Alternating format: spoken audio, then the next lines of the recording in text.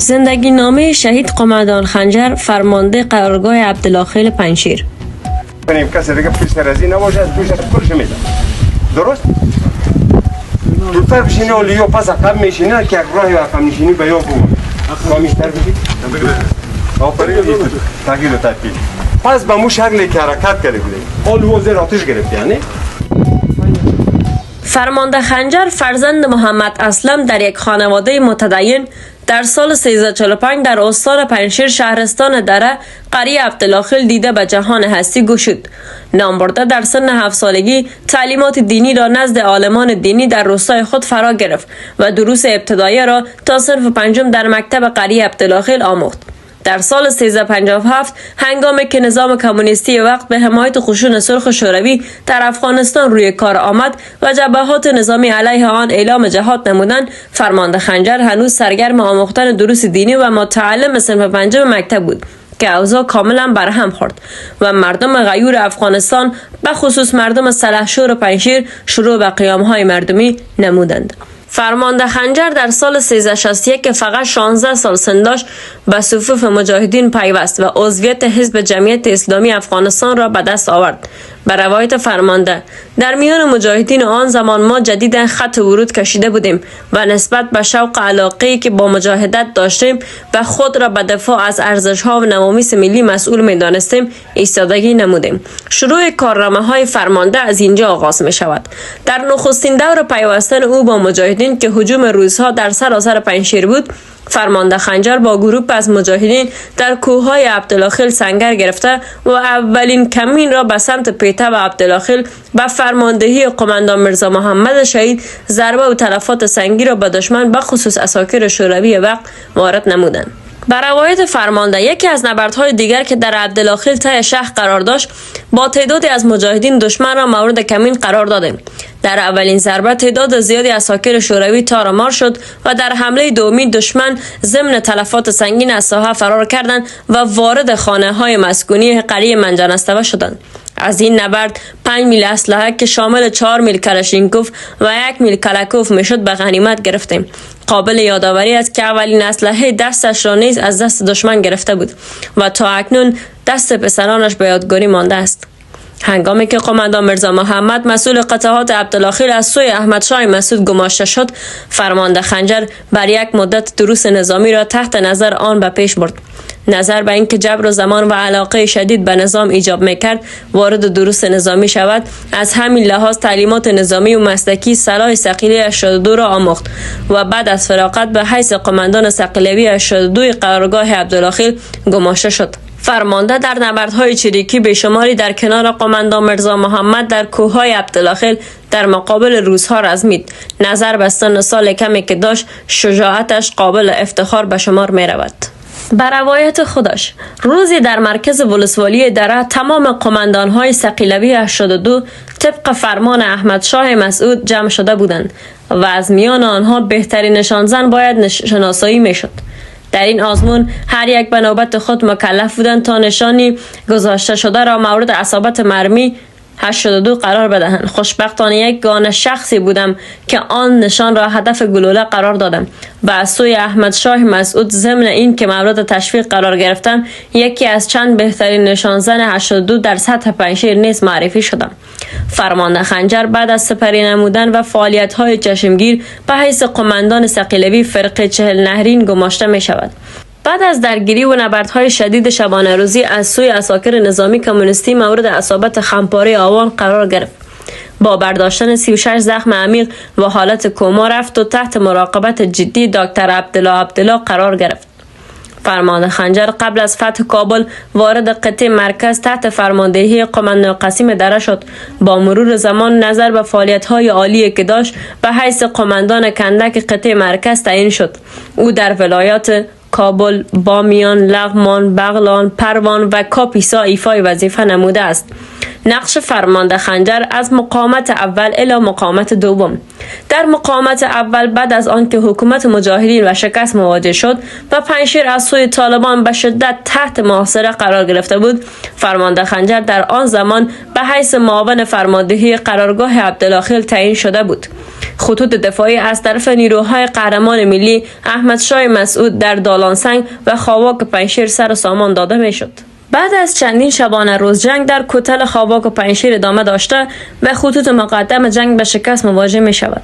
آنجا می باشد طبق فرمان احمدشاه مسعود نیروی تازه نفس از طرف قماندان گدا محمد خالد فرمانده فرقه پنجشیر برای بازپسگیری نقاط از رفته سنگر از لوای دره و لوای حصه اول مطالبه می شود. نیروی تازه نفس خواسته می شود که از قرارگاه دره فرمانده خنجر با نیروهای تحت امرش من حیث سرپرست قرارگاه عبدالله به سمت کوتل خاواک موقعیت میگیرند.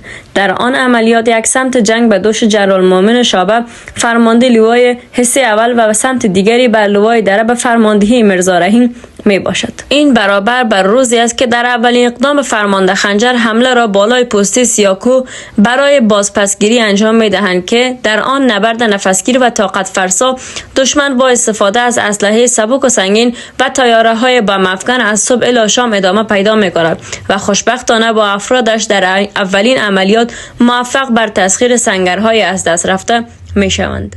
در این عملیات فرماندهی طرف مقابل یعنی طالبان را ملا عبدالغنی برادر در نبرد بر دوش داشت. در این چند ضد حمله که بالای فرمانده خنجر انجام دادن، ضمن این که به شکست پای هم مواجه شدن، ضربات سنگین سبب تلفات بیشتر از حد آنها نیز گردید.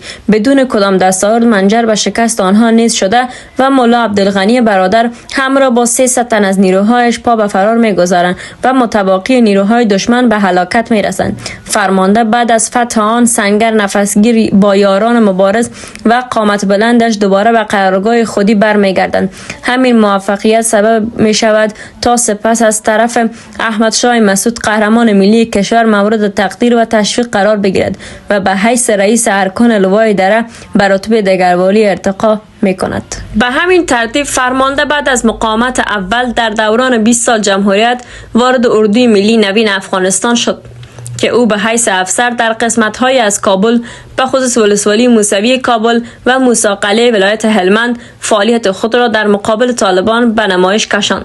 سرانجام در حکومت اشرف غنی به تقاعد سوق داده شد. در مقاومت دوم با روی کار آمدن گروه اشغالگر طالبان و مسلط شدن حکومت تکرو و خودخواه بالای سرزمین ما افغانستان به خصوص پنجشیر، فرمانده خنجر مسئول استاد تعلیمات نظامی قرارگاه عبدالله که صدها تن از نیروهای مقاومت را آموزش و سرسامان داده بود گماشته شد و با گذشت اینکه خطوط جنگی در پنجشیر به شکست مواجه شد، فرمانده با گذشتاندن زحمات زیادی وارد صحنه عمل با جمله مقاومتگران این هیئته می شود که نخستین نبرد او در تاریخ هفته 2401 در منطقه عبدالله صورت گرفت. فرمانده در این نبرد مسئول تمامی نیروهای جنگی قرارگاه عبدالله بود. او با شلیک سلاح ثقیله 82 در این دره مردخیز به فرق طالبان پرداخته و در نخستین شلیک تعداد زیادی از افراد طالبان را مورد هدف قرار داد و نابود کرد. در این عملیات صدها تن از اعضای متجاوزگر طالب نابود شدند. می توان این نبرد را بزرگترین جنگ مقاومت دوم عنوان کرد که طالبان با چنین تلفات سنگین مواجه شدند. قابل یادآوری است که تا این وقت هیچگاهی در خطوط جنگی دروازه‌های پنجشیر از سلاح ثقیله 82 استفاده نشده بود که در آن نبرد فرمانده خنجر مورد استفاده قرار داد. روایت یکی از طالبان: خنجر اصلا مسلمان نیست. شما دانید و خدایتان ما در 20 سال جنگ این اسلحه را مورد استفاده در مقابل عساکر پیاده آمریکایی ها قرار ندادیم که خنجر با این سلاح ثقیله مجاهدین ما را هدف قرار داده و آنان را به خاکستر تبدیل کرد. اینجا بود که شهامت فرمانده خنجر بار دیگر زبانزد مردم عام و مقاومتگران پنجشیر شد و از سوی رهبری جبهه مقاومت ملی من حیث فرمانده رسمی قرارگاه عبدالله گماشته شد. فرمانده با سر سامان دادن به نیروهای جنگی علیه طالبان پرداخت و جنگ دوم عبدالخیل را به تاریخ 8/6/1401 همراه با فرمانده حاجی ملک خان دره فرماندهی کردند. آن نبرد از ساعت 5 صبح الی 5 عصر ادامه پیدا کرد که تعداد زیادی دشمن تار مار شده و آنان را به سرعت از کوههای عبدالخیل به منطقه متواری می سازند. فردای همان روز فرمانده با یارانش بار دیگر حمله هجومی را بالای پسته های دشمن و باز هم آن نبرد سخت و نفسگیر از ساعت 5 صبح الی 5 عصر ادامه پیدا می کند. دو پسته آنان که کاملا از بین رفت و تسخیر شد که تلفات سنگین را به دشمن باز هم وارد می کنند. این سه جنگ مشهور عبدالخیل بود که طالبان تصامیمی را اتخاذ کردند که منجر به نیروکشی 10 الی 12,000 عساکر بالای پنشیر شد که بیشترین آنها در ولسوالی دره قریه عبدالخیل اعزام شدند. در این نبرد فرماندهی دشمن را ملا زاکر هلمندی و ملا شیرین قندهاری و ده تن از دیگر فرماندهان مشهورشان بر عهده داشتند. در آن نبرد فرماندهی عمومی نیروهای جبهه مقاومت را فرمانده ملک و فرماندهی قرارگاه عبدالخیل را فرمانده خنجر بر عهده داشتند. با تاریخ 19/6/1401 جنگ آغاز شده و مدت 3 شبانه روز دوام یافت که در این نبرد نفسگیر مقاومتگران با شکم گرسنه و تشنه با روحیه عزم راسخ با تمام قدرت جنگیدند و بیشتر از 1200 طالب را به شمول ملا زاکر هلمندی و ملا شیرین قندهاری در ولسوالی دره از بین بردند و به هلاکت رساندند و سرانجام با 37 تن از یاران با وفای خود به تاریخ 22/6/1401 به عمر 55 سالگی که بیشتر عمر خود را صرف مبارزه و جنگ علیه ظلم استبداد و جهالت نموده بود، سرانجام به درجه رفیع شهادت که آخرین هدفشان می باشد می رسند. انا لله و انا الیه راجعون.